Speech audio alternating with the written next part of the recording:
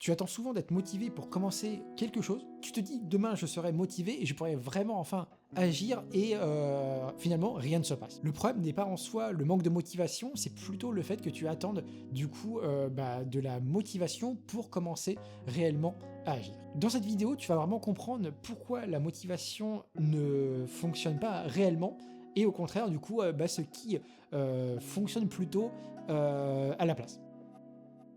Partie 1, pourquoi la motivation ne fonctionne pas. La motivation est quelque chose d'instable, elle dépend de l'humeur, de l'énergie, de l'environnement et du niveau de stress. Donc au final, elle change constamment en fonction des jours et même en fait des heures. Donc au final, si tu attends la motivation pour commencer réellement à agir, ton action elle devient complètement aléatoire. Le mythe de la motivation. Beaucoup pensent que motivation égale action égale résultat. Au final, dans la réalité, c'est plutôt action égale progrès égale motivation. La motivation vient donc souvent après avoir commencé. Troisième sous-point, les gens disciplinés ne sont pas forcément les plus motivés. Ils ont simplement mis en place du coup des routines, des habitudes, une certaine discipline. Ils agissent donc même quand ils n'en ont pas envie, quand du coup l'humeur n'est pas là non plus. Et ça du coup ça fait bien évidemment toute la différence.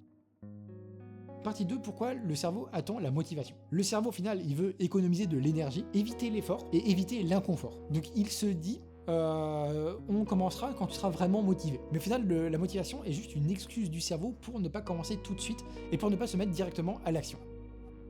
Partie 3, ce qu'il faut faire à la place. Il vaut donc mieux commencer tout petit, donc lire une page, écrire 2 lignes, faire 5 minutes de sport. Pourquoi ? Tout simplement parce qu'en fait commencer est la partie la plus difficile du processus et qu'ensuite, une fois lancé, du coup tout se met un petit peu en marche facilement et donc on est plus après dans l'énergie pour continuer son action. Construire des habitudes. Les habitudes au final suppriment du coup la décision. Écrire chaque matin, faire du sport tout le temps à la même heure, travailler de manière concentrée à heure fixe tel ou tel jour. Quand c'est une habitude, tu n'as plus vraiment besoin de motivation. Créer un environnement qui aide. Ton environnement influence bien évidemment énormément ton comportement et donc c'est important par exemple d'avoir ton téléphone hors de portée pour ne pas que tu sois on va dire attiré et déconcentré par tout ce qui est notification, etc. Un espace de travail simple, sans trop de trucs à droite à gauche qui pourraient éventuellement te distraire, et éventuellement des applications bloquant les distractions pour ne pas encore une fois se laisser distraire et donc ne pas être réellement efficace à 100%. Moins de tension égale plus d'action.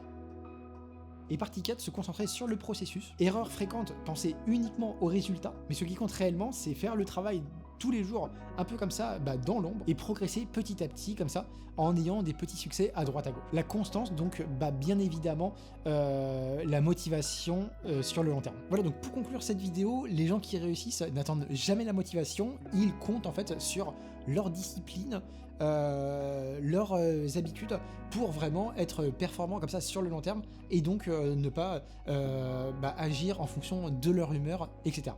Voilà en tout cas pour cette vidéo, j'espère vraiment qu'elle vous aura plu. Si c'est le cas, n'hésitez pas à donner un petit like, ça fait toujours plaisir pour moi, pour la chaîne, etc. Et puis je vous dis à bientôt, salut!